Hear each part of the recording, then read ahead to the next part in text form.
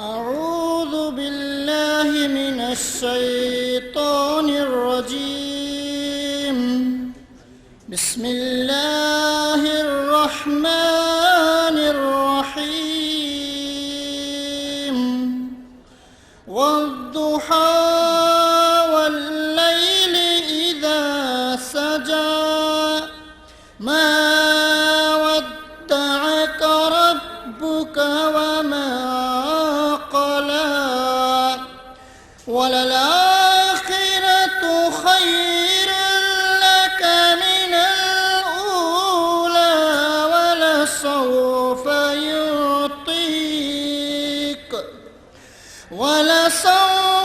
يعطيك ربك فترضى ألم يجدك يتيما فآوى ووجدك ضالا فهدى ووجدك عائلا فأغنى فأما اليتيم فلا تقهر وأما السائل فلا تنهر وأما بنعمة ربك فحدث صدق الله مولانا العلي العظيم صلى الله عليه وسلم.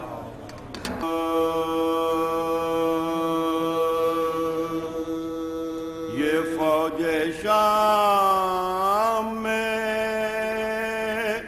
کیسا سکوت طاری ہے، یہ فوج شام میں کیسا سکوت طاری ہے، جہاد کے لیے اب کون آنے والا ہے، دعائے ناز علی جبرائیل پڑھتے ہیں، دعائے ناز علی جبرائیل پڑھتے ہیں، صغیر تیغے تبسم جلانے والا ہے، یہ فوج شام میں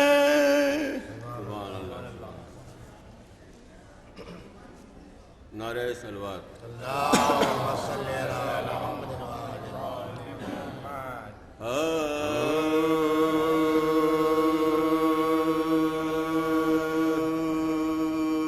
شبیہ امام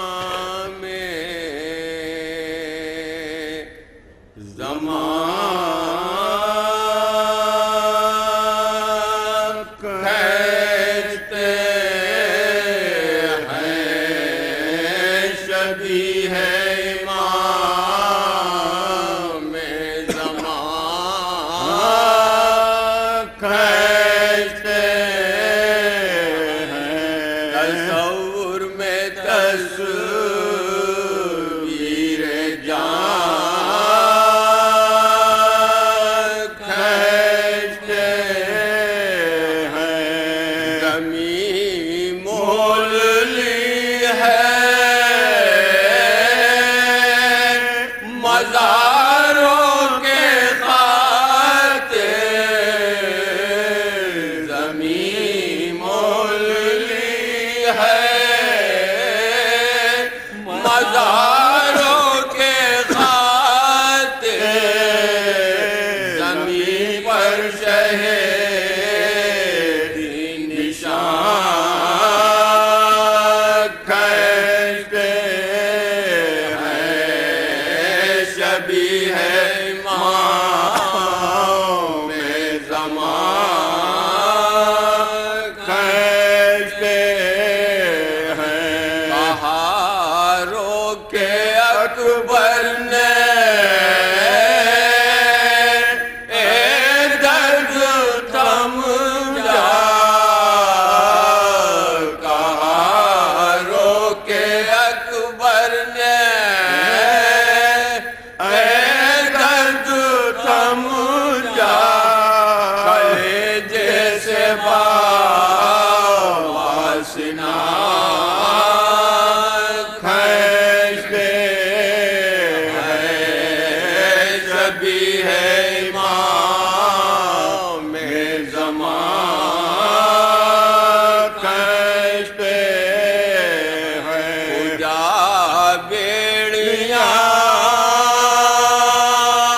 اور کجا پائے آبے کجا بیڑیاں اور کجا پائے آبے یہ لنگر کہیں نہ تمام کھینچتے ہیں شبیہ امام زمان کھینچتے ہیں پکاری سکینہ دعائی ہے بابا پکاری سکینہ دعائی ہے بابا ستم گر میری بالیاں کھینچتے ہیں شبیہ امام زمان کھینچتے ہیں انیس زمین میں بہت کم ہے وہ ساتھ انیس زمین میں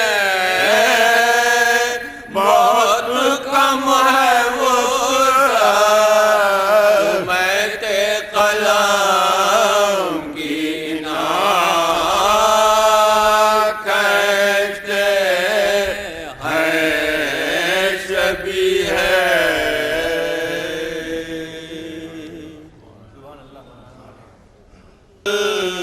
ہے گزرے منزلیں تسلیم و رضا مشکل ہے سہل ہے عشق بشر عشق خدا مشکل ہے وعدہ آسان ہے وعدے کی وفا مشکل ہے جن کے رتبے ہیں سوا ان کو سوا مشکل ہے جن کے رتبے ہیں سوا ان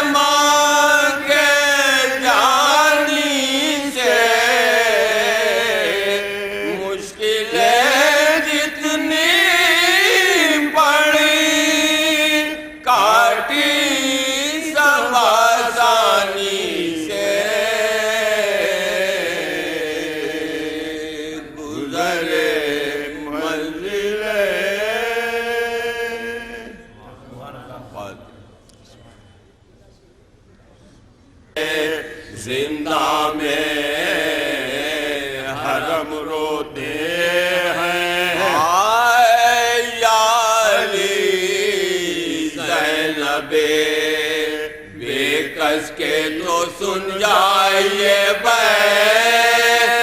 اپنے بھائی کے علم میں یہ بہت ہے بے چین کہتی ہے سینہ سر پی کے باشے ارے یہ بہن تجھ پہ تصدق میرے ماں جائے حسین یہ بہن تجھ پہ تصدق میرے ماں جائے حسین ہائے ہائے مرتی بھی نہیں جان کو کھونے والی تیرے لاشے کے تصدق تیری رونے والی یا علی آئیے زندہ میں حرم روتے ہیں سر پہ چادر بھی نہیں اور شہ صفدر بھی نہیں حال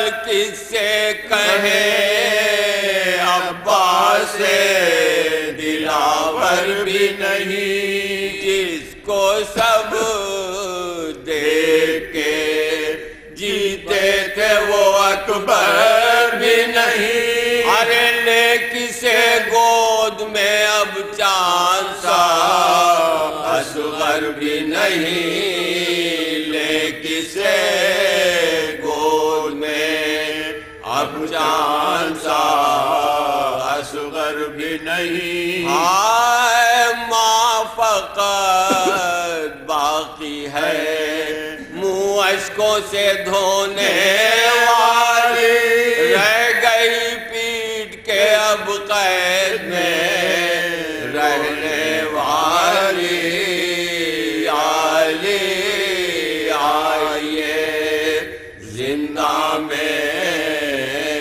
حرم روتے ہیں یا علی آپ کی پوتی کا جب ہے عالم سہمی جاتی ہے کہ آ جائے نا شمر ازلم رسن ظلم کی تنگی سے گھٹا جاتا ہے ارے ننھے ہاتھوں سے کرے باپ کا کیوں کر ماتم ننھے ہاتھوں سے کرے باپ کا کیوں کر ماتم آہ جب کرتی ہے تب عرش بری ہلتا ہے ارے یا علی آپ کی پوتی کا گلا گھٹتا ہے آہ جب کرتی ہے تب عرش بری ہلتا ہے ارے یا علی آپ کی پوتی کا گلا گھٹتا ہے یا علی آئیے مستر کے بیماروں کو موت آتی نہیں عابد مستر کے بیماروں کو موت آتی نہیں حیدر صفدر کے غمخاروں کو موت آتی نہیں عابد مستر کے بیماروں کو موت آتی نہیں حیدر صفدر کے غمخاروں کو موت آتی نہیں تو تھپکیاں دے کر سلا دیتی ہے رحمت قبر میں نیند آتی ہے عزاداروں کو موت آتی نہیں نیند آتی ہے عزاداروں کو موت آتی نہیں آئیے التماس کروں گا جناب عابد نظر صاحب سے کہ مد مولا میں نظرانے عقیدت پیش کریں بر محمد وآل محمد صلی اللہ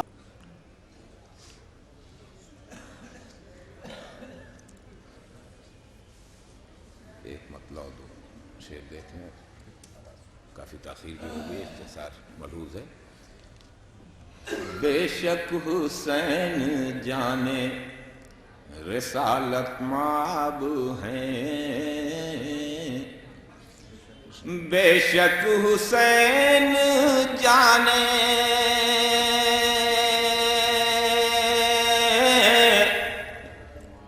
رسالت مآب ہیں، فرزند فاطمہ ہیں، دل بوتراب ہیں، فرزند فاطمہ ہیں، دل بوتراب ہیں، اور فطرس یہ جبرائیل سے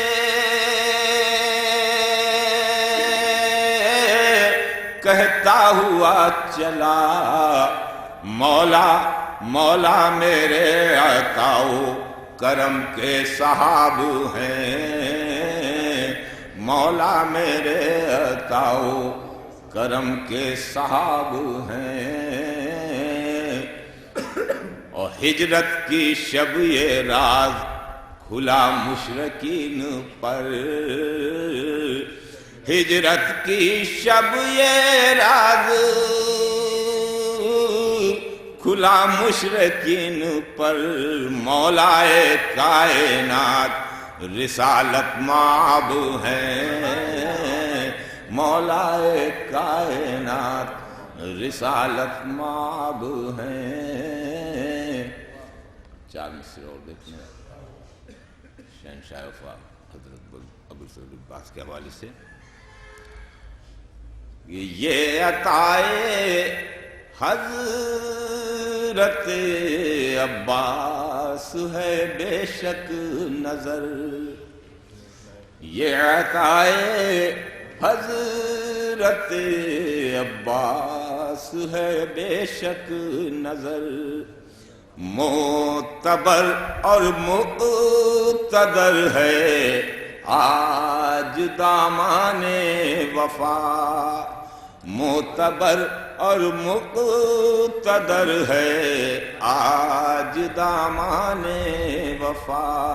تیسرے مصرے پہ خاص توجہ کہ یہ رفوع حضرت عباس ہی کا فیض ہے، یہ رفوع حضرت عباس ہی کا فیض ہے، اس سے پہلے چاک تھا ورنہ گریبان وفا، اس سے پہلے چاک تھا ورنہ گریبان وفا۔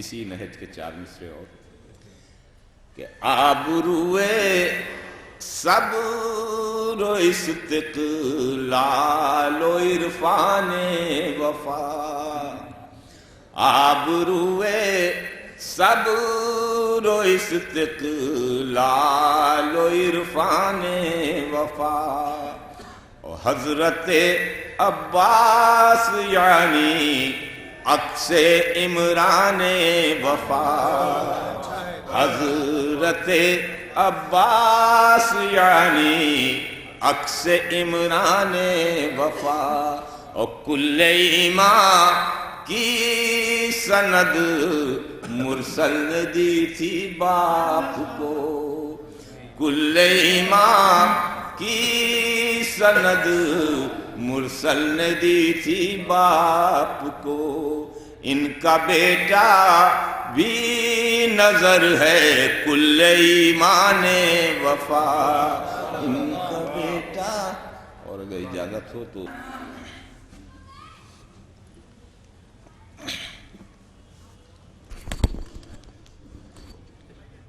ایک سوال ہے،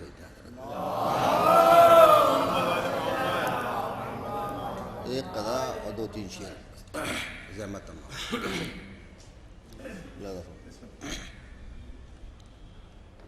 ایک دن سب کو، ایک دن سب کو زمانے سے گزر جانا ہے،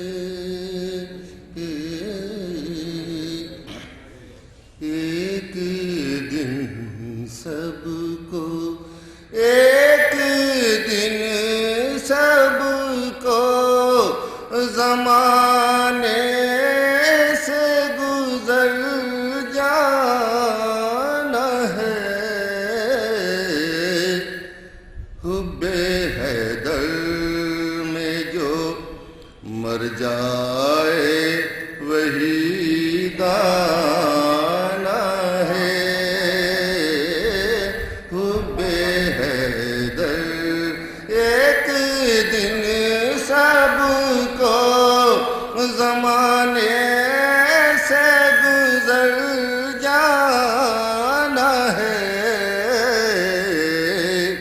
حب حیدر میں جو مر جائے وہی دانا ہے۔ ارے اپنا غم بھول کے رو لو غم سرور میں ولی، اپنا غم بھول کے رو لو غم سرور میں ولی، اصل خوشنودیے زہرا یہی نذرانہ ہے، ایک دن سب کو زمانے سے گزر جانا ہے۔ ایک مصرع ترا تھا شہنشاہ بلڈنگ مسالمہ ہوا تاریخ صاحب کا، اس کو 2-3 شعر اس کی دیتا ہوں جو یاد رہے۔ لگا سنا کہ اپنے لہو سے شمع ہدایت جلا گئے، اپنے لہو سے شمع ہدایت جلا گئے، اپنے لہو سے شمع ہدایت جلا گئے، یوں ہی نہیں حسین زمانے پہ چھا گئے، یوں ہی نہیں اپنے لہو سے شمع ہدایت جلا گئے، یوں ہی نہیں حسین زمانے پچھا گئے، یوں ایک کہ تقدیر حل کی شاہ شہیداں بنا گئے، تقدیر حل کی شاہ شہیداں بنا گئے، اصغر لہو سے بز میں شہادت سجا گئے، لہو سے بز میں شہادت سجا گئے۔ ایک شعر جناب علی اصغر کی شان میں کہ جب بھی سبیل شیر کی جانب بڑھے قدم، جب بھی سبیل شیر کی جانب بڑھے قدم، ایسا لگا کہ ساحل کوثر پا گئے، ایسا لگا کہ ساحل کوثر پا گئے، یوں ہی نہیں حسین زمانے۔ زندگی کے ساتھ ہے دنیا کی مشکلیں، ہر زندگی کے ساتھ ہیں دنیا کی مشکلیں، چکھنا پڑے گا سب کو یہاں موت کا مزہ، مرہم ہر ایک غم کے لیے ہے غم حسین، ہر غم کے واسطے ہے دوا کربلا، ہر غم کے واسطے ہے دوا ذکر کربلا۔ اب آئیے جناب جواہر عباس صاحب سے کہ جو اناؤ سے تشریف لائے ہیں مد مولا میں نذرانہ عقیدت پیش کریں۔ بر محمد وآل محمد صلوات۔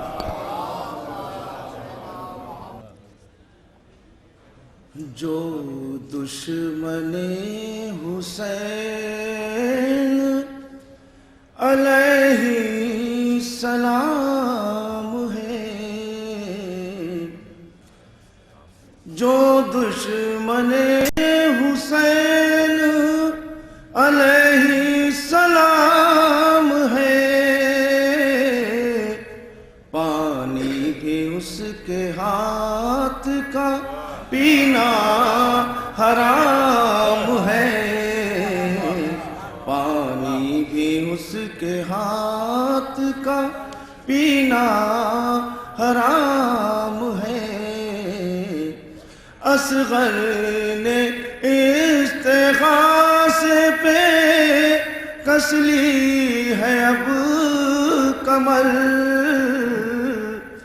اصغر نے استغاثے پہ کس لی ہے اب کمر، اے ہرملا سمجھ تیرا قصہ تمام ہے، اے ہرملا سمجھ تیرا قصہ تمام ہے۔ ایک نعرہ صلوات ہو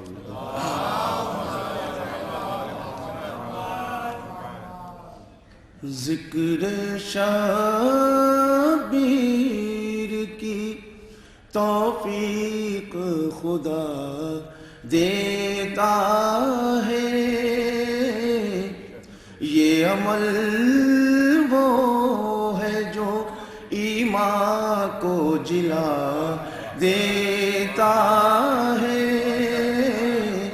یہ عمل وہ ہے جو ایمان کو جلا دیتا ہے، دی ہے قدرت نے عجب طرح کی تاثیر سے،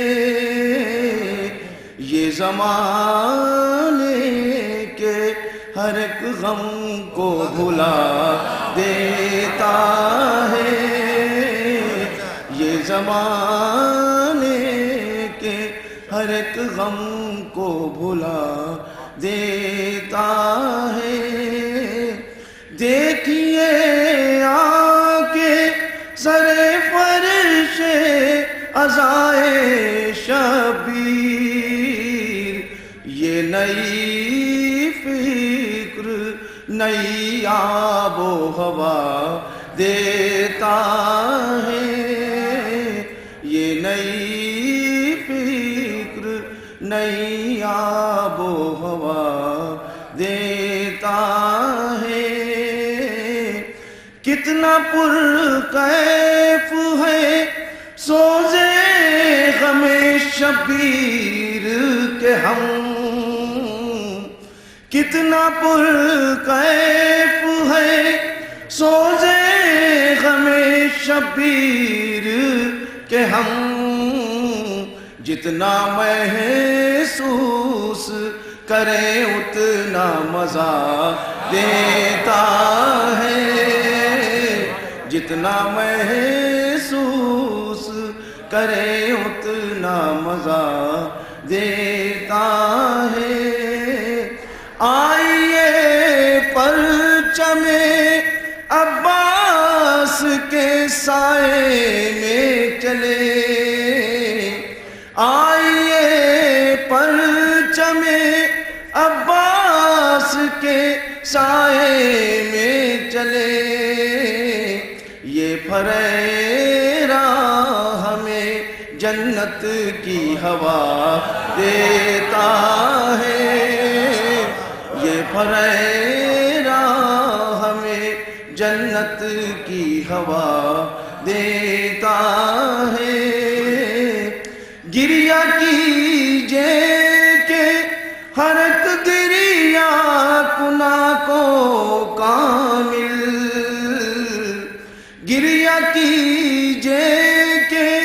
ہر ایک گریا کنا کو کامل، ہر نفس فاطمہ زہرا کا دعا دیتا ہے، ہر نفس علی مرتضیٰ کے گھر میں جتنے ہیں جیالے ہیں، علی مرتضیٰ کے گھر میں جتنے ہیں جیالے ہیں، حبش کی شہزادی حضرت فضہ نے پالے ہیں، حبش کی شہزادی حضرت فضہ نے پالے ہیں، تو بلال خوش بیاں ہو جون ہو یا حضرت فضہ، ارے یہ وہ کالے ہیں جس سے دین میں اب تک اجالے ہیں، بلال خوش بیاں ہو جون ہو یا حضرت فضہ، یہ وہ کالے ہیں جس سے دین میں اب تک اجالے ہیں۔ آئیے گزارش کروں گا جناب شاعر اہل بیت جناب سجاد صاحب سے کہ مدح مولانا نے جانا بس دو حیات کے سلسلے سے ایک قطعہ پیش کر رہا ہوں کہ سب جسے کائنات کہتے ہیں، سب جسے کائنات کہتے ہیں، ہم اسے بے ثبات کہتے ہیں، سب جسے کائنات کہتے ہیں، ہم اسے بے ثبات کہتے ہیں، کربلا ہے ہمارے پیش نظر، موت کو ہم حیات کہتے ہیں، کربلا ہے ہمارے پیش نظر، موت کو ہم حیات کہتے ہیں۔ ایک درود پڑھ دیں آپ حضرات کہ وہ زمیں کعبہ ارباب وفا ہے عباس، وہ زمیں کعبہ ارباب وفا ہے عباس، جس جگہ پر تیرا نقش کف پا ہے عباس، جس جگہ پر تیرا نقش کف پا ہے عباس، و آج اس دور ترقی میں بھی انسان کے لیے، آج اس دور ترقی میں بھی انسان کے لیے تیرا کردار ہی میزان وفا ہے عباس، تیرا کردار ہی میزان وفا ہے عباس۔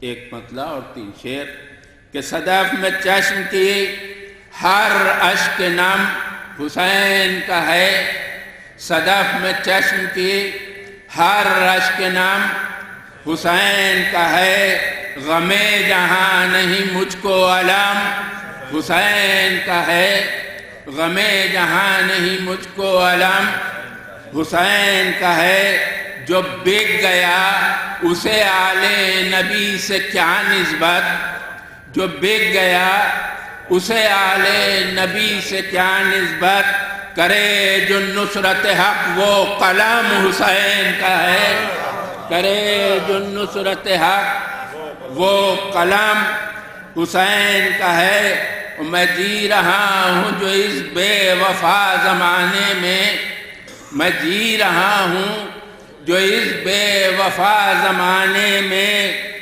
قسم خدا کی یہ فضل و کرم حسین کا ہے، قسم خدا کی یہ فضل و کرم حسین کا ہے، اور نشان منزل راہ نجات ہے سجاد، مقطع کہ نشان منزل راہ نجات ہے سجاد، صراط حق پر جو نقش قدم حسین کا ہے۔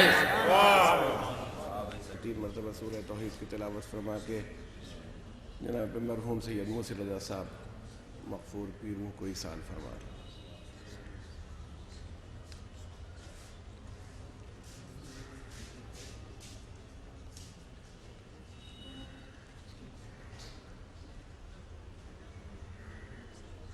بسم اللہ الرحمن بسم اللہ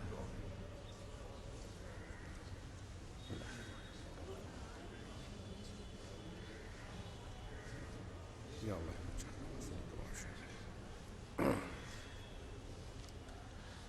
لا حول ولا قوة الا باللہ العلی العظیم۔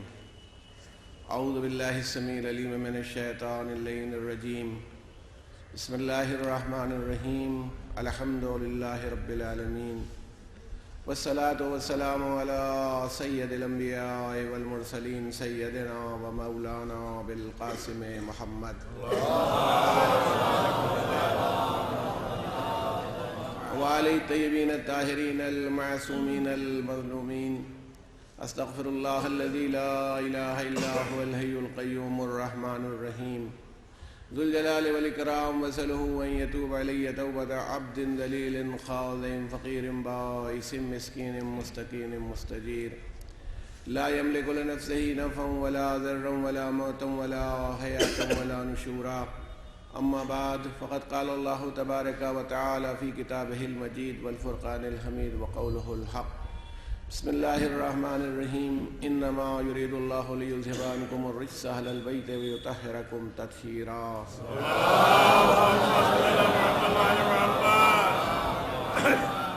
برادران ایمانی اور معزز سامعین، 12 بجنے میں 5-7 منٹ رہ گئے ہیں. شاید وقت تو 10:30 بجے کا تھا مجلس کا، تو مجلس تو ختم ہو چکی ہے. تو حالات کے پیش نظر سے پہلے ایک مجلس تھی اور وہ آپ سماعت فرما چکے. میں نے جو موضوع سوچا تھا، اب وہ اس سردار جی کے وقت پر تو اس کی گنجائش باقی نہیں بچی جو آپ کے علم میں ہے کہ ٹھیک 12 بج رہا ہے تقریباً. تو اس لیے میں نے آپ کے سامنے.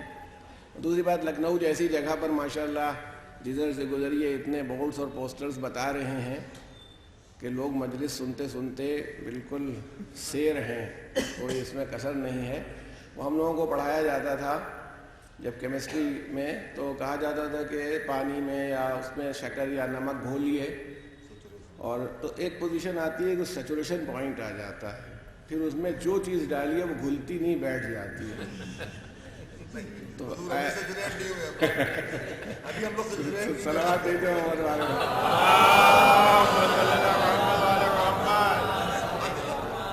اسی لیے میں نے آپ کے سامنے وہ آیت پڑھی ہے جس کا تعلق حدیث قصہ سے ہے، اور اس میں بڑی گنجائش رہتی ہے. جتنی دیر تک جی چاہے پڑھیے، جتنا کم جی چاہے پڑھیے، اختیار آپ کو ہے. یعنی چادر جتنی چاہے پھیلا دیں، جتنی چاہے سمیٹ دیں. صلوات بھیجیں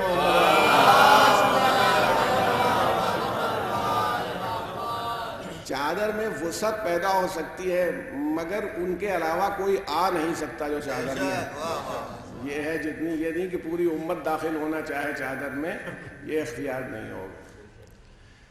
اس آیت کریمہ کے ذیل میں جو آپ حضرات کو سب کو یاد ہے ماشاءاللہ، کہ جس میں ارشاد ہو رہا ہے بالتحقیق اللہ کا یہ مصمم ارادہ ہے، یہ پکا ارادہ ہے کہ اہل بیت رچ سے، برائی سے تم کو دور رکھے اور تمہیں ایسا پاک و پاکیزہ رکھے جو پاک و پاکیزہ رکھنے کا حق ہے. تو پوری ایک بحث ہے جس پر تھوڑی دیر آپ کی توجہ اور سنی بھی ہوئی ہوگی آپ کی، لیکن جس رخ سے بات آپ سے کرنا چاہتا ہوں ملاحظہ فرما لیں. اہل بیت کون ہے پر بڑی بحث ہوتی ہے. یعنی جو خاص طور سے 2 مکاتب فکر پیدا ہوتے ہیں مسلمانوں کے، جو 2 براڈ ڈویژنس ہیں، 2 بٹوارے ہیں. ان میں ایک کا پورا زور ہوتا ہے کہ اہل بیت میں مثلا یہ لوگ شامل ہیں اور یہ نہیں ہیں، اور اس کی پھر ہزاروں مثالیں دی جاتی ہیں. مثلا کہ بیوی سے جو رشتہ ہوتا ہے وہ ہمیشہ کے لیے نہیں ہوتا، وہ ٹوٹنے والا رشتہ ہوتا ہے، اور اس میں پھر ادھر سے جواب دیا جاتا ہے کہ رسول اللہ کی بیوی کا رشتہ تو ان کے انتقال کے بعد بھی قائم ہے. تو یہ اس طرح کے جو جوابات، اور قرآن میں بھائی گھر والے، تو گھر والے میں سب سے پہلے گھر والی ہوگی تب تو گھر والے ہوں گے، اگر وہی نہیں ہے تو کیسے ہے. یہ پوری بحث ہے. اور یہ کنفیوژن یا یہ جو شبہہ پیدا ہوتا ہے اس کی وجہ جو ہے اس پر آپ توجہ فرمائیں. دیکھیں غور فرمائیے گا، ہمیشہ کسی لفظ کے کیا معنی ہے اس کا فیصلہ لغت سے نہیں ہوتا. اس کا کوئی فیصلہ لغت سے نہیں کیا جاتا. اس کا فیصلہ بولنے والے یا متکلم کے انداز بیان اور اس کا کیا اس سے مقصد ہے، ارادہ ہے، اس سے طے ہوتا ہے. کوئی بھی لفظ ہو. اب ہمارے یہاں، ہم تو بھائی دیہاتی آدمی ہیں، ہمارے یہاں شور ہوتا ہے ماتم اٹھ گیا، کیونکہ ماتم اٹھا، ماتم بیٹھا. اب ہو سکتا ہے لکھنؤ والوں کے لیے بڑی عجیب بات ہو کہ ماتم کیسے اٹھے گا بیٹھے گا. میں ماتم کیا جاتا ہے نہ کہ ماتم اٹھتا ہے. جلوس ماتم، اچھا وہ بھی اٹھے گا کیسے؟ تو برآمد ہوگا. اور جلوس ماتم ختم ہوا، اختتام پذیر ہوا.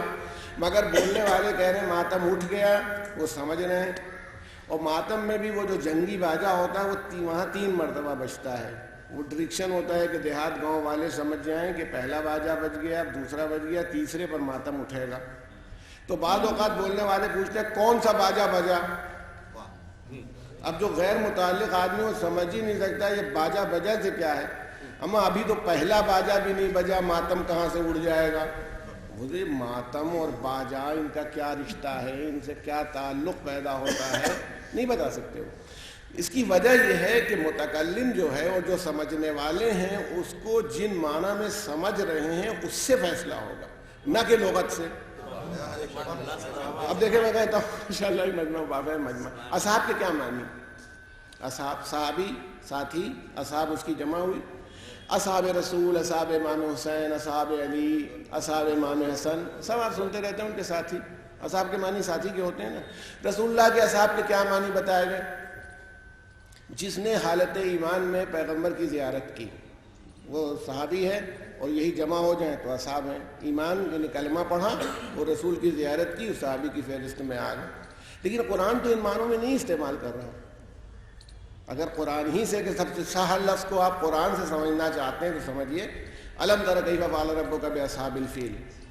دیکھو کہ اللہ نے اصحاب فیل کے ساتھ کیا کیا. ہاتھی کے جو ساتھی تھے، کوئی میری اسپیچ کو الیکشن اسپیچ نہ سمجھ لیں. صلوات محمد علیہ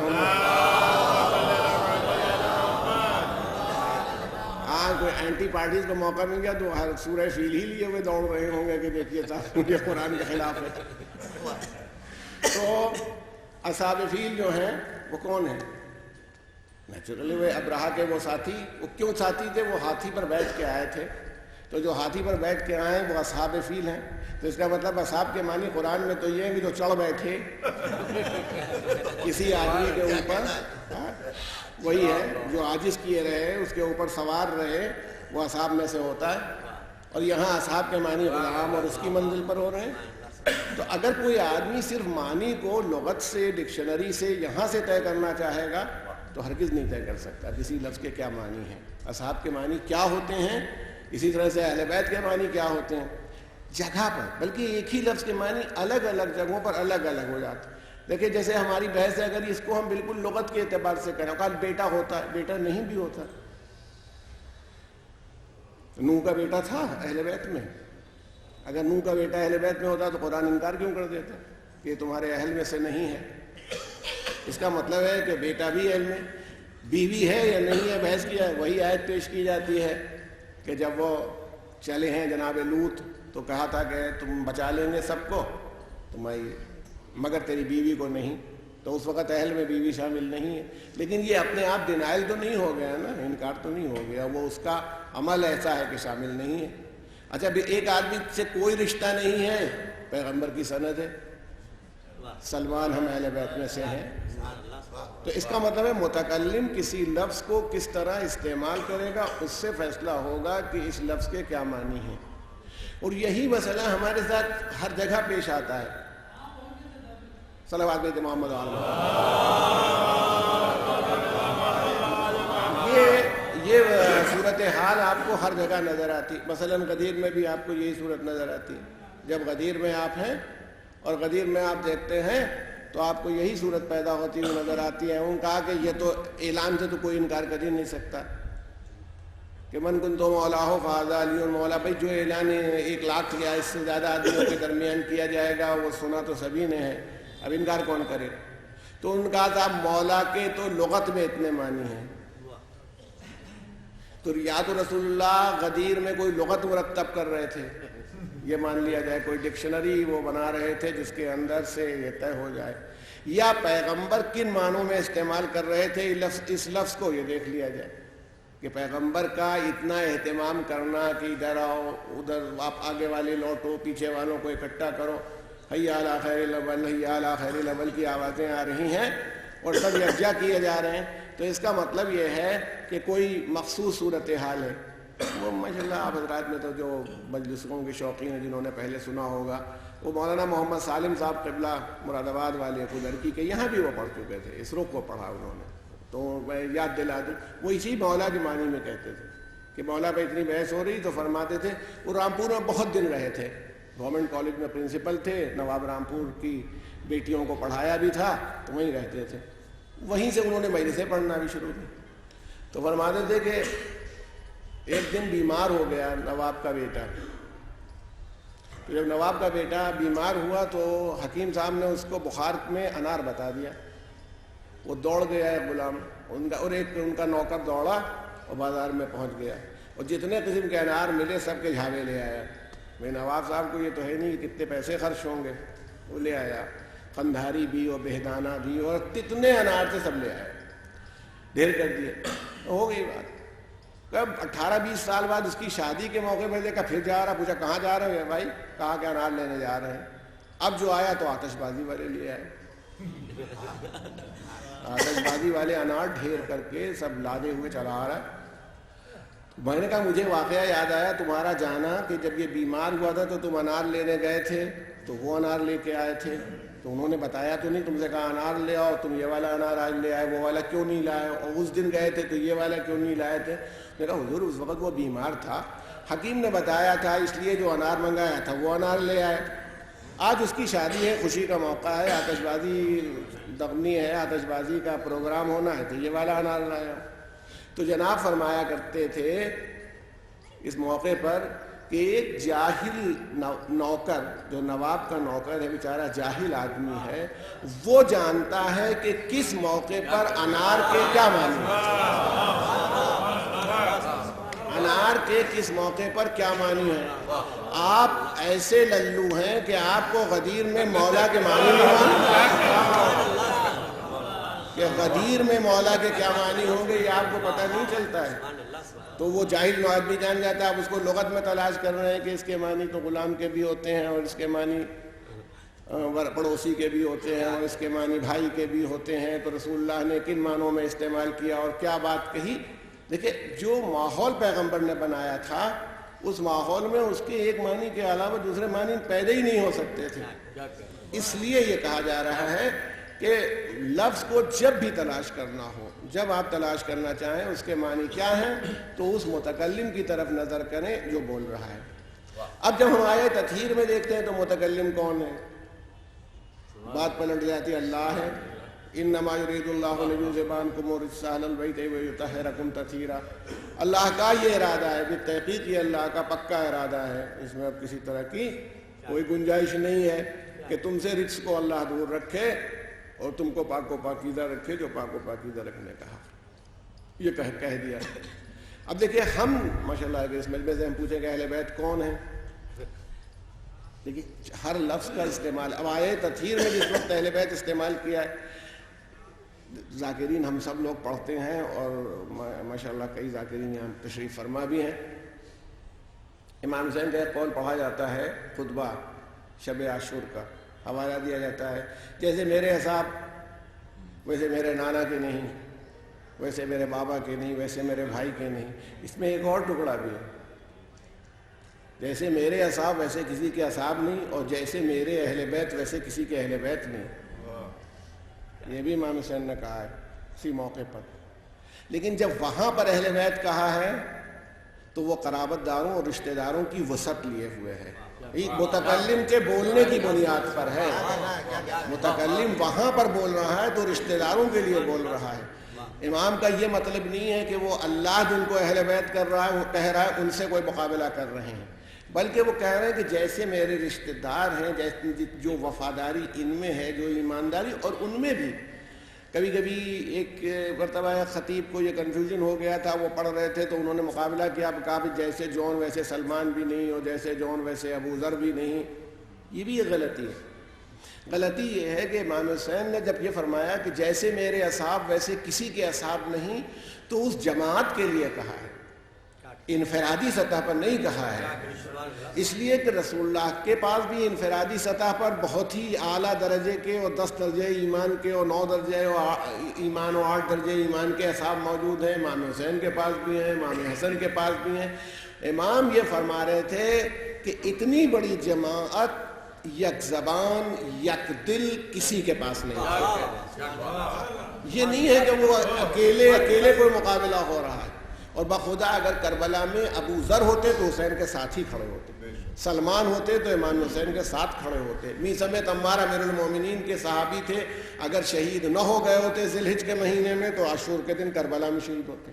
تو اس لیے وہ معنی نہیں ہے انفراد.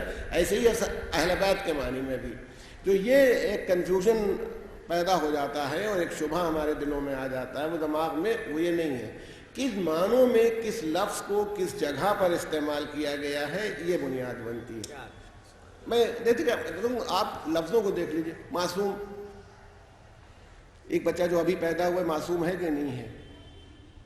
آپ بھی کہتے ہیں اس نے کوئی گناہ نہیں کیا, تو 14 کی طرح یہ بھی ہے, یہ بھی 2 سال کا ہوا ہے 3 سال کا ہوا ہے, کوئی گناہ نہیں کر رہا. تو جیسے 14 معصوم ویسے یہ 15واں ہمارا بھی ہے, ابھی جو بچہ پیدا ہوا ہے.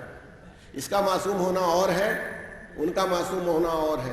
اس کا معصوم ہونا گناہ نہ کرنا ہے, ان کا معصوم ہونا صاحب منصب ہونا ہے.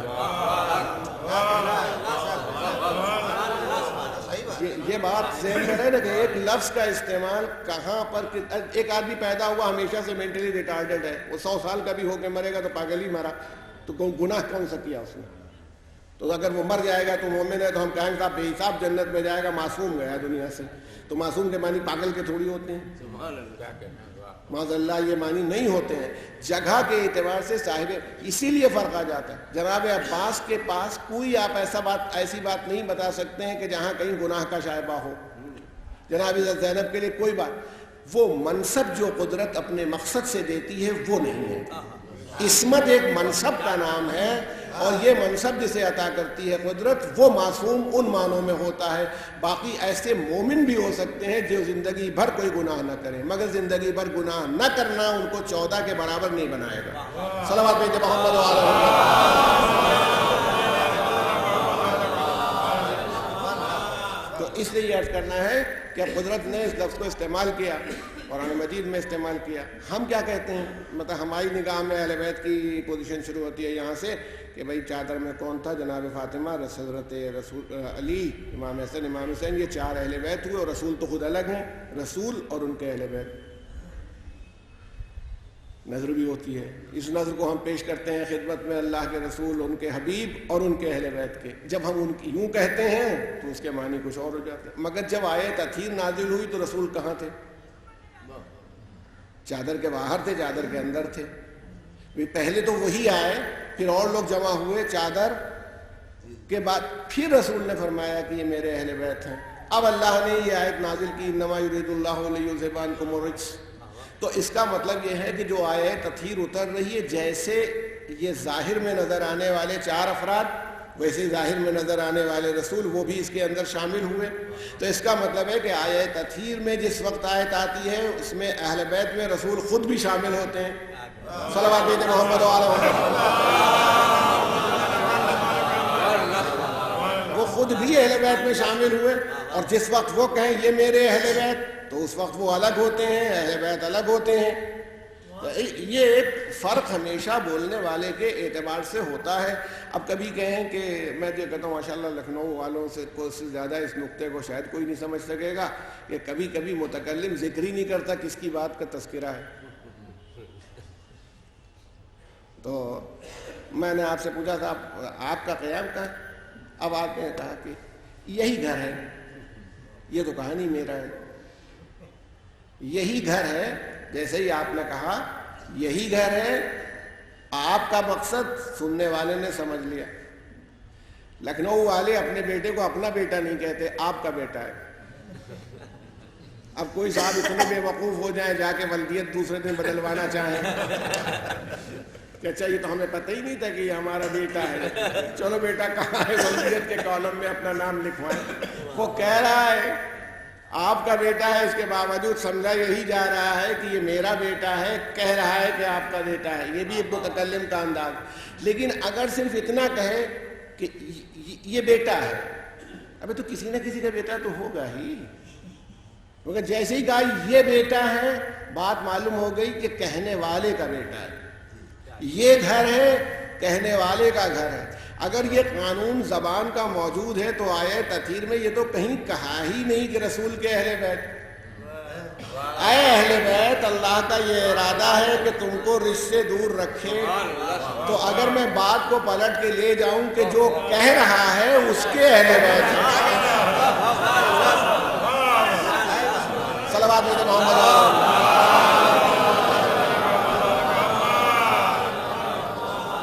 جس نے کہا اس کے اہل بیت۔ اچھا، جس نے کہا اس کے اہل بیت، تو سب لوگ گھبرا جائیں گے کہ بھئی پورا سورہ قل ہو اللہ ہے کہ نہ بیوی ہے، نہ شوہر ہے، نہ کوئی اس کے بیٹا ہے، نہ کوئی باپ ہے، نہ ماں ہے، ایسا آدمی۔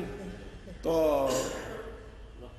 میں یہ کہتا ہوں کہ بات تو خالی یہیں کی نہیں ہے نا، ہزاروں چیزوں کو اس کے معاملے میں ہم دیکھیں تو نظر آتی ہیں۔ بھئی جو ہر جگہ رہتا ہو، کسی خاص جگہ پر نہ ہو، اس کے لیے کسی گھر کو اس کا گھر کہنا کیا معنی؟ یہاں اللہ ہے نہیں ہے؟ ارے چھوڑیے، آپ کے گھر میں اللہ رہتا ہے کہ نہیں رہتا ہے؟ جب آپ کی شہرک سے زیادہ آپ سے قریب ہے تو آپ کے گھر میں بھی ہے، مگر آپ کا گھر بیت اللہ نہیں ہے۔ ایک گھر ہے جو بیت اللہ ہے، آپ کا گھر بیت اللہ نہیں ہے۔ تو کیوں وہ بیت اللہ ہے اور کیوں یہ بیت اللہ نہیں ہے، اس کا فیصلہ ہونا پڑے گا کہ بھئی ایک گھر کو بیت اللہ کہا جا رہا ہے، اللہ کا گھر، دوسرے گھر کو اللہ کا گھر نہیں کہہ رہے ہیں۔ کسی کتاب کو نہ اس نے پڑھا نہ اپنے ہاتھ سے لکھا، مگر ساری کتابوں میں ایک کتاب کتاب اللہ کہلاتی ہے۔ اچھا ماشاءاللہ، اس مجمع کو جس آدمی کے پاس جسم نہ ہو، ہاتھ پیر نہ ہو، تو زبان بھی نہیں ہوگی، مگر کوئی لسان اللہ کہلائے تو کیا معنی لیے جائیں؟ اس کی زبان نہیں، اس کی آنکھ بھی نہیں، مگر عین اللہ ہو تو پھر عجیب بات لگتی ہے کہ آنکھ ہے نہیں اور عین اللہ کہلا رہا ہے، زبان ہے نہیں، لسان اللہ کہلا رہا ہے، اس کے یہاں نفس کا تصور نہیں ہوگا، نفس اللہ کہا جا رہا ہے، تو کیا معنی لیں؟ شعر اللہ، نفس اللہ، عین اللہ، بیت اللہ، کتاب اللہ، ہر چیز سمجھ میں آ رہی ہے کہ نہیں سمجھ میں آ رہی؟ تو تمام مسلمان کم سے کم اس بات پر متفق ہو جائیں گے کہ یہ بات نسبت سے ہے، جس شے کو اس کی طرف نسبت ہو جائے، شاعر اللہ، اللہ کی نشانیاں ہیں، تو جس شے کو اس کی طرف نسبت ہو جائے اس کی ہو جاتی ہے۔ تو اگر گھر کو نسبت، ہمارے الہ آباد میں تو سوز خان حضرات جو ہیں، سب سوز خان، ان کا ایک حضرت علی کی مدح میں بہت سی ربائی ہے، اس کے 2 مصرے پہلے تو یاد نہیں ہے، مگر وہ مجھے عجیب سا انداز معلوم ہوتا ہے جب وہ پڑھتے ہیں کہ یہ بندہ نوازی کی حد ہو گئی خانہ کعبہ کے سلسلے میں، مکان دے کے خود لامکاں ہو گئے۔ تو میرے دماغ میں آتا ہے کہ جب تک حضرت علی پیدا نہیں ہوئے وہ اسی گھر میں رہتا تھا، یہ بندہ نوازی کی حد ہو گئی، مکان دے کے خود لامکاں ہو گیا، اس گھر میں رہتا تھا۔ حضرت علی کی ولادت ہوئی تو کیز حضرت علی کے ہاتھ میں تھی، کہا بھائی آج سے ہم لامکاں ہو رہے ہیں۔ وہ لامکاں تو پہلے ہی بھی تھا، مکان دے کے لامکاں نہیں ہوا، وہ تو لامکاں ہمیشہ ہی سے ہے کہ ہر جگہ موجود ہے، کسی خاص جگہ پر آپ اشارہ نہیں کر سکتے کہ یہاں پر ہے۔ تو جب بیت کو اس سے نسبت ہونے کی بنیاد پر آپ بیت اللہ کہہ رہے ہیں، تو اگر کچھ ایسی ذوات مقدسہ ہوں، کچھ ایسی شخصیتیں ہوں کہ جن کو اس سے ایسی نسبت ہو جائے کہ خود کہے وما تشاؤون الا ان یشاء اللہ، تم کچھ نہیں چاہتے ہو سوائے اس کے کہ جو ہم چاہتے ہیں، نہ تمہارا کوئی اپنی پسند ہے، نہ ناپسند ہے، نہ فکر ہے، بلکہ سب کچھ وہ ہے جو ہم چاہتے ہیں، تو اگر بیت کو اپنی طرف نسبت دے سکتا ہے تو اہل بیت کو کیوں نہیں دے سکتا اپنی طرف؟ صلوات بیت محمد و آل محمد۔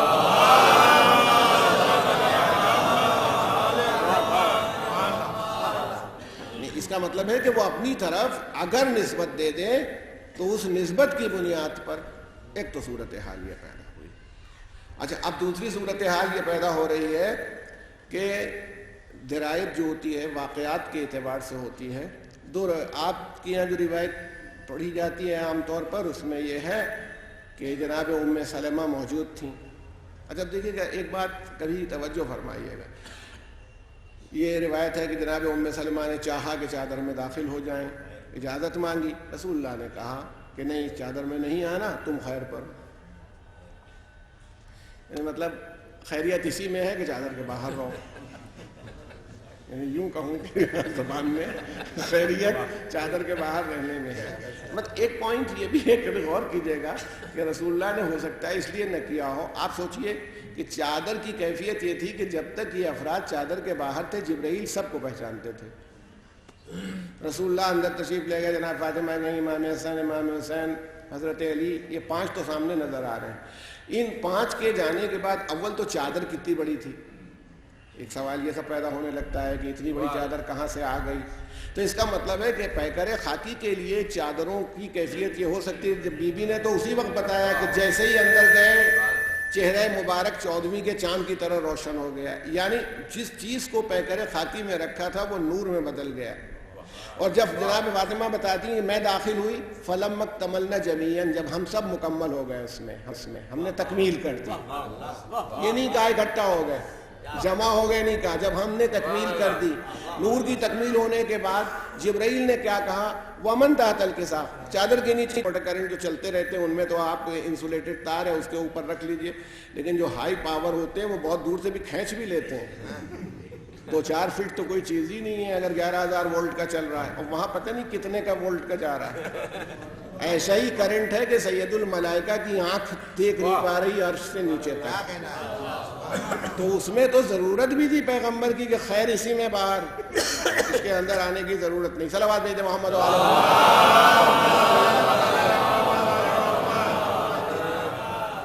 اب دیکھیں صرف اس پہ توجہ فرمائے. تو آپ سنتے نہیں تھے جناب, آئیے بتائیے, ہم عقلاً اس روایت کو دیکھنا چاہتے ہیں کہ جو حدیث کتاب میں پڑھی جاتی ہے. جناب فاطمہ کے گھر میں رسول اللہ آئے, وہاں جناب ام سلمہ کہاں سے آ گئے؟ جناب ام سلمہ کی موجودگی وہاں کیسے ہو گئی؟ اور شہزادی نے بیان کیا نہیں کہ پہلے سے آئی ہوئی تھی, بیٹھی ہوئی تھی ہمارے یہاں یا بعد میں آئی ہیں. ایسی کوئی روایت اس کے اندر جو جابر بن عبداللہ انصاری سے بیان ہوتی ہے اس میں نہیں ہے. ایک چیز ہے, بات اصل میں یہ ہے کہ بہت سی اہم چیزوں کو صرف اس لیے انکار نہیں کیا جا سکتا کہ روایتوں میں فرق ہے. اہمیت جس چیز کی ہوتی ہے اس کو بار بار دہرایا جاتا ہے, اس کی تکرار کی جاتی ہے. جیسے یہ حدیث جو مشہور حدیث ہے عالم اسلام میں کہ انی تارک فیکم الثقلین کتاب اللہ و عترتی اہل بیتی, اس میں یہ ہے کہ رسول نے اپنے آخری مرض میں کہا, بیماری میں, یا اس کو غدیر میں کہا, یا آخری حج کے موقع پر کہا, ہر جگہ ہے. 187 طریقوں سے یہ حدیث آئی ہے. تو اس کا مطلب کیا ہے کہ یہ حدیث جب اتنے طریقوں سے بیان ہوئی تو اہمیت کے پیش نظر علامہ ابن حجر مکی نے خود اس کو تسلیم کیا ہے کہ یہ بھی ہو سکتا ہے کہ اہمیت کی وجہ سے اللہ کے رسول نے اس کو 3 جگہوں پر کہا ہو. جس نے جہاں سنا ہے وہاں کا حوالہ دیا ہے. ویسے ہی یہ اہمیت آئے تطہیر ہو سکتی ہے کہ ایک صورت میں جناب فاطمہ کیا نازل ہوئی, دوبارہ پیغمبر نے پھر ایسے موقع کے اوپر اعلان کیا جہاں جناب ام سلمہ ہے, تیسری مرتبہ ام المومنین جناب عائشہ کی موجودگی ہے. وہ کہتی ہیں میرا حجرہ تھا, میرے حجرے میں رسول اللہ نے ایک چادر مانگی, اس کے بعد جناب فاطمہ کو بلایا, امام حسن امام حسین کو, حضرت علی کو, سب کو چادر میں ڈھانپ کے کہا فَذْهِبْ عَنْهُمُ الرِّجْسَ أَهْلَ الْبَيْتِ, اللہ اے اللہ یہ بس یہ میرے اہل بیت ہیں. اور دعا کی کہ ان کو ایسا پاک و پاکیزہ رکھ جو پاک و پاکیزہ رکھنے کا حق ہے. یہ دعا فرمائی. اچھا ضرورت بھی تھی ام المومنین جناب عائشہ سے جتنی روایات مروی ہیں اتنی کسی سے نہیں ہیں, تو ایسے رپورٹر کے سامنے تو بات آنا چاہیے ہے نا, کہ جو آدمی اتنی اہم چیز ہے اس کی رپورٹنگ نہیں ہوگی تو معاملہ ہی سب خراب ہو جائے گا. تو اس کی رپورٹنگ ہونی چاہیے, تو اس لیے کہ وہ نازل چاہے جہاں ہوئی اور رسول اللہ نے ان کے سامنے بھی پیش کر دی تاکہ وہ بتا دیں کہ آئے تطہیر میں کون کون لوگ ہیں. آئیے ان کی دیانتداری انہوں نے بتا دیا کہ یہ لوگ تھے. صلوات بھیجے محمد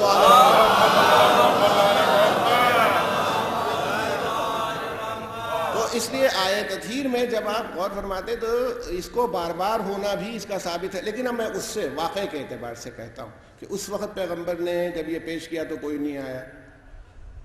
مطلب یہ نہیں ہے کہ یہ نہیں, جو متکلم ہے, جو دعا کرنے والا ہے, جو آیت تطہیر کو نازل کرنے والا ہے, وہ جن کو شامل کر رہا ہے ہم انہی کو تو مان سکتے ہیں.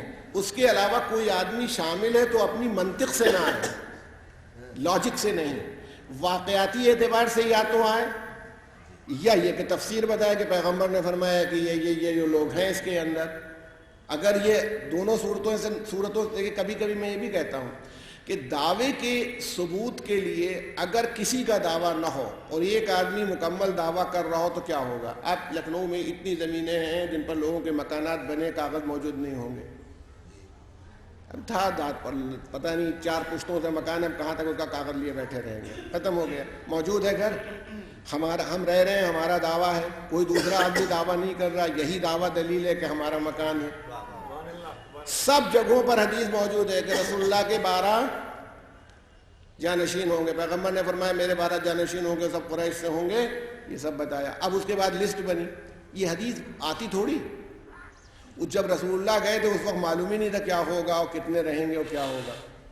اگر 12 گزر چکے ہوتے تو یہ حدیث بھی بدل چکی ہوتی.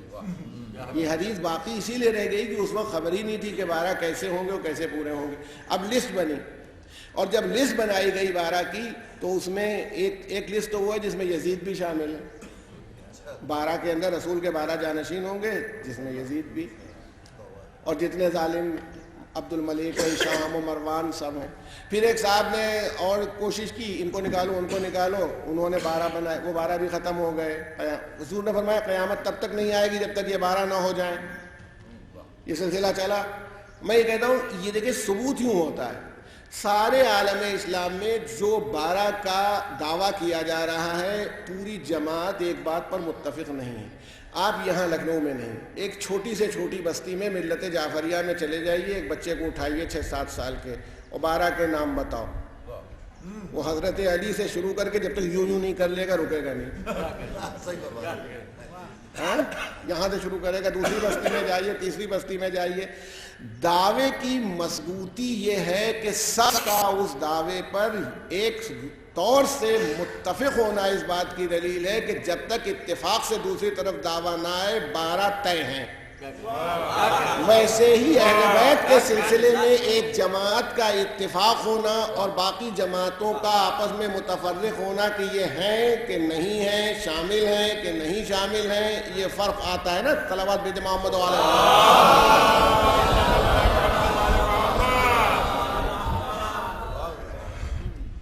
وہ ابھی وہ تو ایک یہ بڑا انٹرسٹنگ چینل ہے نا، مدنی چینل جو پاکستان سے آتا ہے، تو وہ ہرا ہرا سب لیے رہتے ہیں، مدنی پھول اور مدنی وہ. مگر اس میں ایک صاحب جواب دے رہے تھے تو امیر المومنین کے بارے میں اور ان کے جو مقابلین ہیں ان کے بارے میں اسے سوال پوچھا کیا فرق آپ سمجھتے ہیں ان شخصیتوں میں ان شخصیتوں میں. تو اس نے جو جواب دیا تھا اس نے کہا فرق یہ ہے کہ اگر یہ افراد جو حضرت علی کے مقابل تصور کیے جاتے ہیں سجدہ نہ کرتے تو یہ کافر ہوتے، اور اگر حضرت علی سجدہ نہ کرتے تو ہم کافر ہوتے. حضرت علی پہ فرق نہ آتا، مسلمانوں پہ ساری بھیڑ لگی رہتی. حضرت علی کے سجدہ نہ کرنے سے مسلمان ان معنوں میں بھی کہ امیر المومنین سجدہ نہ کرتے تو نہ بدر سنبھال پاتے، نہ احد سنبھلتی، نہ خیبر، نہ خندق اسلامی نہ ہوتا.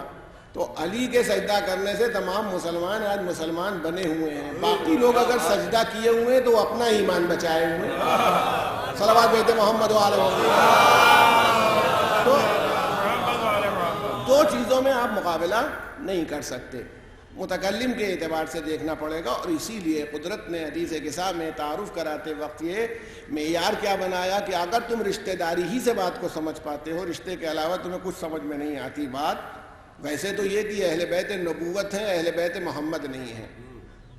اگر یہ کسی ذات کے اہل بیت ہوتے تو بات الگ تھی. یہ اہل بیت رسالت ہے. نبوت اور رسالت کا رشتہ جسمانی نہیں ہوتا، ہدایت اور صلاحیت کی بنیاد پر ہوتا ہے. لیکن اگر اتنا ہی تم سمجھنا چاہتے ہو تو پھر اس کا طریقہ یہ ہے کہ مرکز میں رسول اللہ نہیں ہے، مرکز میں ہم فاطمہ و ابوہا و بالوہا و بنوہا.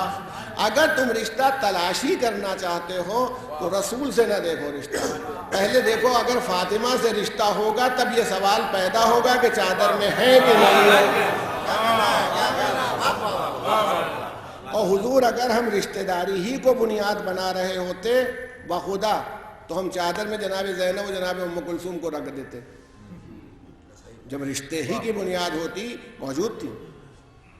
اگرچہ جمیل مظہری نے ماشاءاللہ شعرا بیٹھے ہیں، ارشاد فرمایا ہے نہیں کہ ہوتی اس روز تو چادر کے تلے بھی ہوتی، آنکھیں اس برد یمانی سے ملے بھی ہوتی، لیکن شاعری میں ٹھیک ہے، لیکن یہ واقعہ تقریباً 9 ہجری کا ہے، تو 9 ہجری میں ہوتی کیا چیزیں ہوتی، مگر اس کا مطلب یہ ہے کہ ہمارے یہاں رشتہ داری کی بنیاد پر چادر اور اہمیت حدیث قصہ اور آئے تطہیر نہیں طے ہو رہی ہے، بلکہ منصب کے اعتبار سے طے ہو رہی ہے۔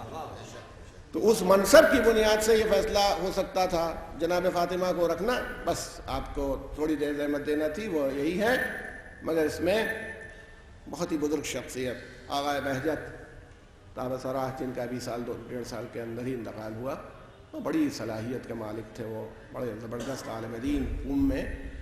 وہ آغا بہجت کی بعض صفات ایسی تھیں جو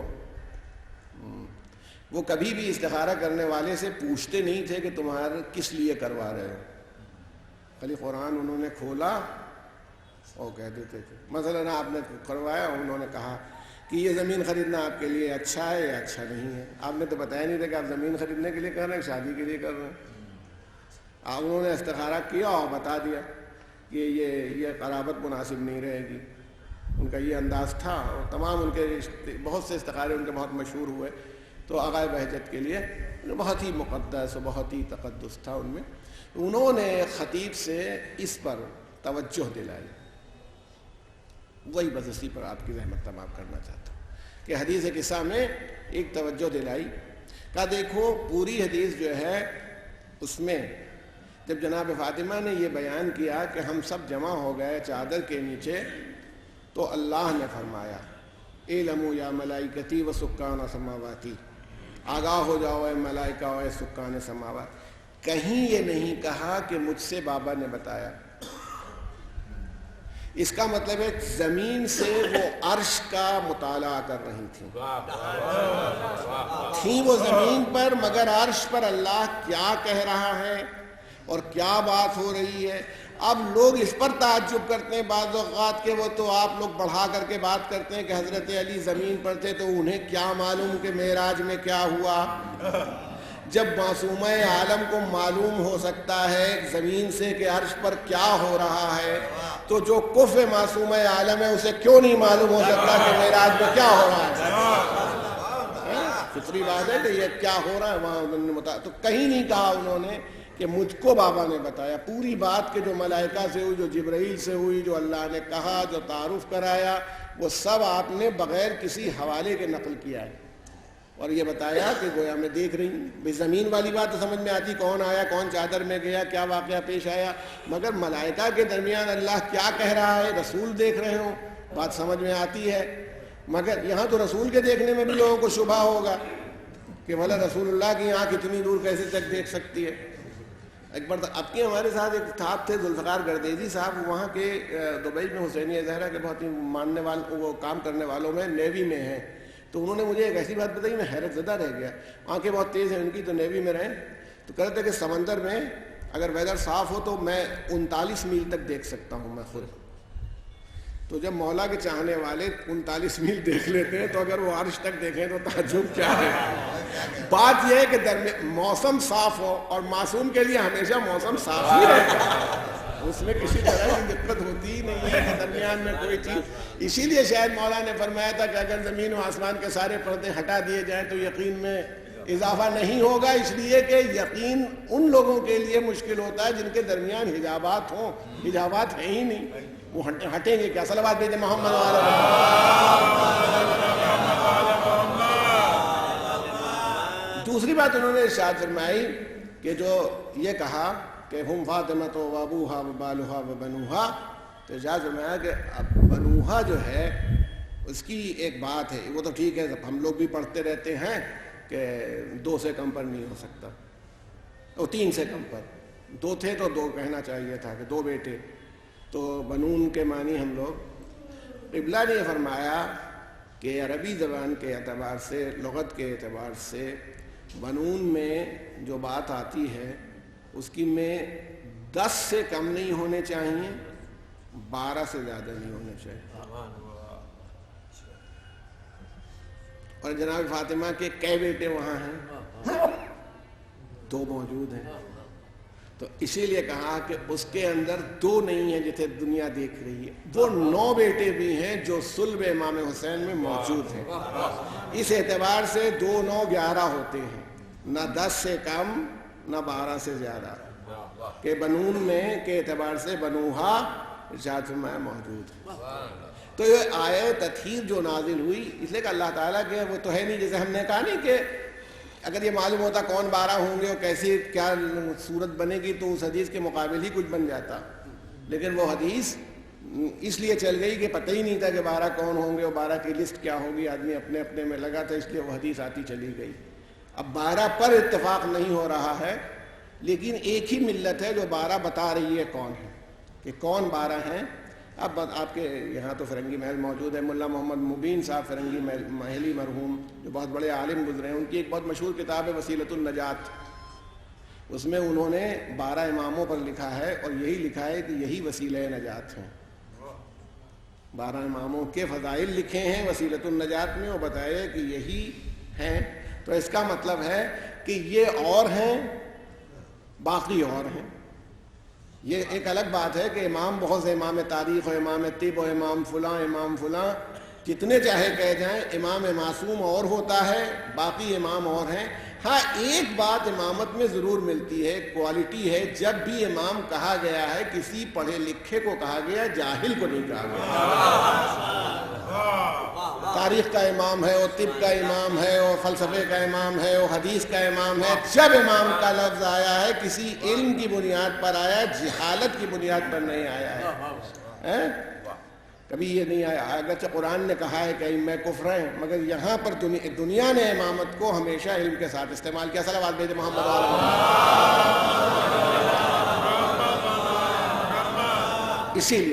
اسی لیے بنایا تھا بس آپ کی رحمت تمام۔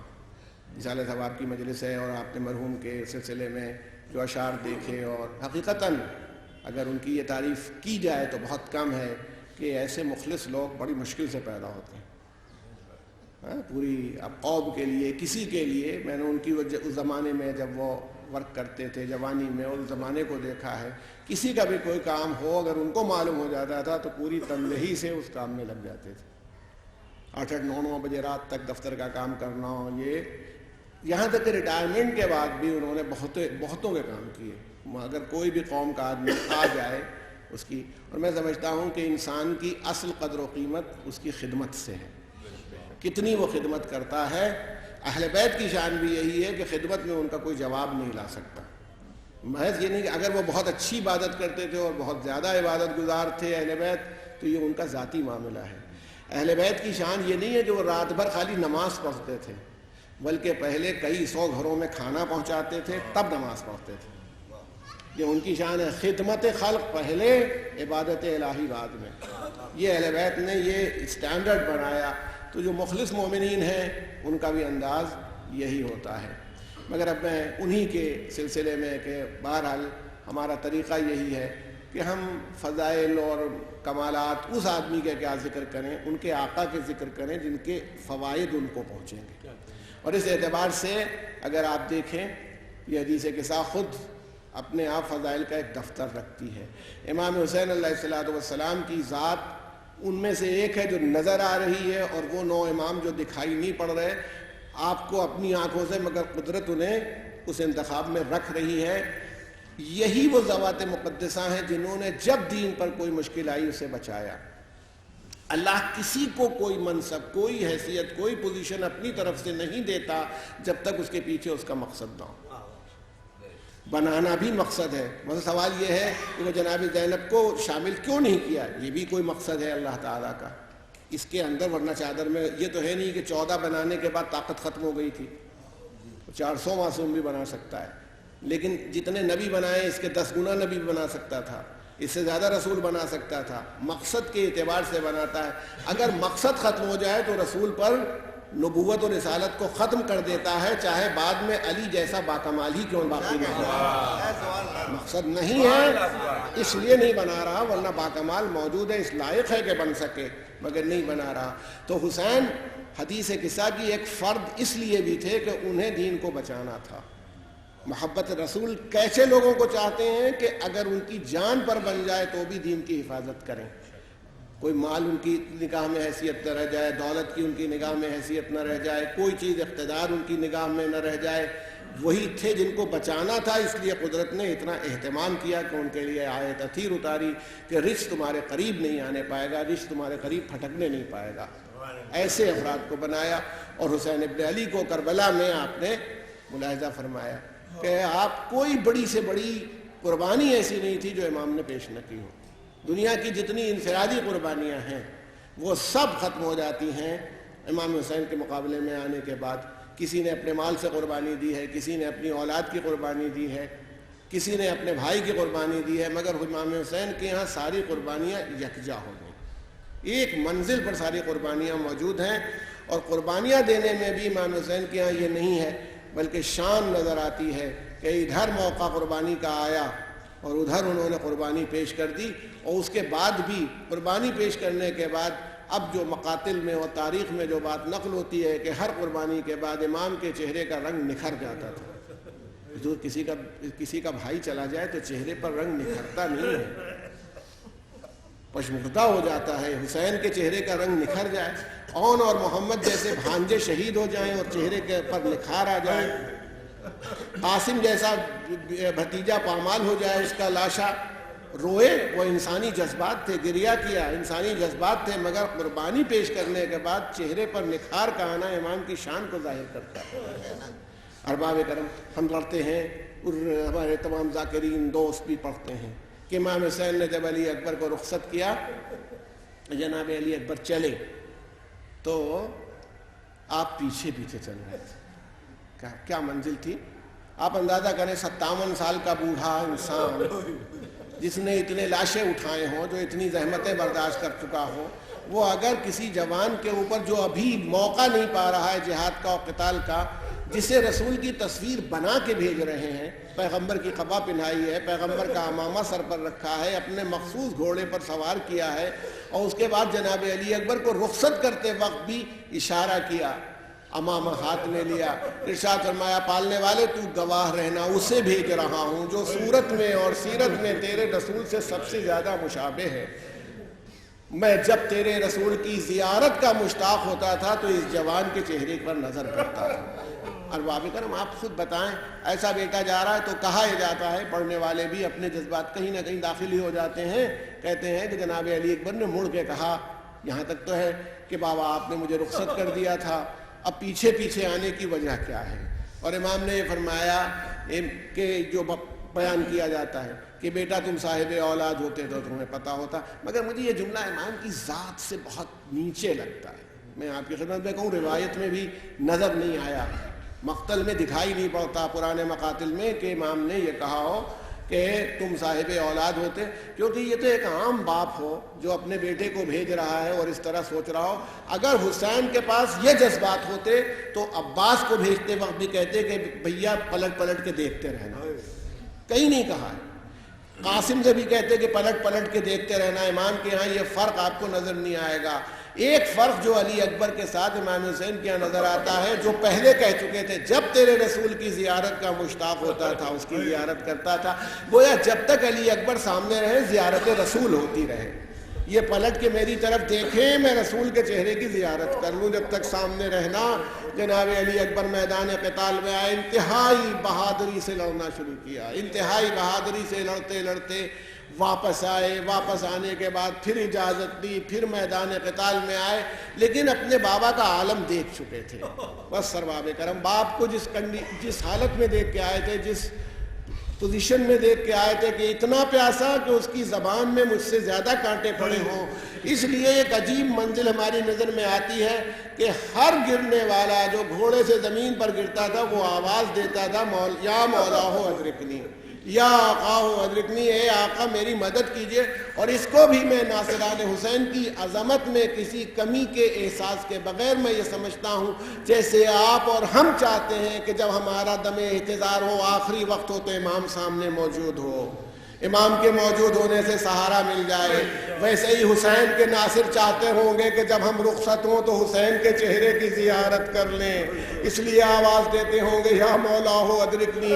مگر جناب علی اکبر اپنے بابا کی حالت دیکھ چکے تھے، اس لیے آپ کو یہ عجب لگا کہ آپ آواز دے کے یا بتاؤ ادرکنی، اے بابا میری مدد کیجئے، آپ نے آواز نہیں دی، اے بابا میری مدد کیجئے۔ اگر سلام بھی کرتے اور آواز دیتے کہ السلام علیکم یا ابا عبداللہ، یا السلام علیکم یا ابتا، تو امام پر جواب سلام واجب ہو جاتا۔ اس لیے جناب علی اکبر نے، علماء ارشاد فرماتے ہیں کہ جواب جو سلام تھا اس کو پلٹ دیا کہ جواب دینے کی ضرورت نہیں ہے، یا بتا علیکم من السلام، اے بابا میرا سلام ہے آخر قبول کیجئے، آنے کی ضرورت نہیں ہے۔ آپ اس گرمی میں، اس تپش میں، اس پیاس میں اس غلام کے لاشے تک آئیں، ضرورت نہیں ہے۔ مگر علی اکبر جیسا بیٹا، فرد رسول کی تصویر و شبیہ مٹ رہی ہو اور حسین نہ جاتے، کبھی داہنی جانب جاتے تھے، کبھی بائیں جانب جاتے تھے، جیسے شیر اندھا ہو گیا ہو، راستہ نہ مل رہا ہو۔ اسی لیے وہ آواز دیتے تھے یا علی یا علی۔ اب معلوم نہیں نجف کے علی کو آواز دیتے تھے کہ بابا مدد کا وقت ہے، یا کربلا کے علی کو پکارتے تھے کہ اے علی اکبر آواز دو تو تم تک آؤں۔ مگر اے ارباب کرم، بس آخر کلام میں عرض کرنا چاہتا ہوں کہ حالت یہ ہوئی کہ بزرگ ترین عالم علامہ الحر عاملی ارشاد فرماتے ہیں، ان کی دیانتداری اور احتیاط، ارشاد فرمایا جب علی اکبر سے امام 5 قدم یا 7 قدم رہ گئے تھے، فاصلہ زیادہ سے زیادہ 7 قدم تھا، تو کھڑے نہیں رہ سکے، زمین میں بیٹھے ہوئے تھے، پیروں میں طاقت نہیں تھی۔ جیسے شیرخوار بچہ گھسٹ کے چلتا ہے کونیوں کے بل، ویسے ہی اپنی کونیوں پر اور اپنے پیروں پر سہارا لیے ہوئے علی اکبر کے قریب آئے۔ لال کو اس عالم میں پایا کہ ایڑیاں رگڑ رہا ہے، تو ارشاد فرمایا یا بنیا للدنیا بعدک لفا، یا بنیا للدنیا بعدک لفا، اے میرے لال تیرے بعد زندگانی دنیا پر خاک ہے۔ سیعلم الذین ظلموا ای منقلب ینقلبون، انا للہ و انا الیہ راجعون۔ الہی بحق الزہرا و ابیہا و بالہا و بنیہا، یا اللہ ہماری یہ سزائے مختصر قبول فرما، پروردگارہ ان آنسوؤں کو رومال زہرا میں جگہ عطا فرما دے، بار اللہ مرحوم کے گناہوں کی مغفرت فرما، ان کے درجات کو بلند فرما، انہیں اعلیٰ علیین میں جگہ مرحمت فرما، ان کے تمام ورثاء کو صبر جمیل کی توفیق عطا فرما اور ان کی توفیقات میں اضافہ فرما۔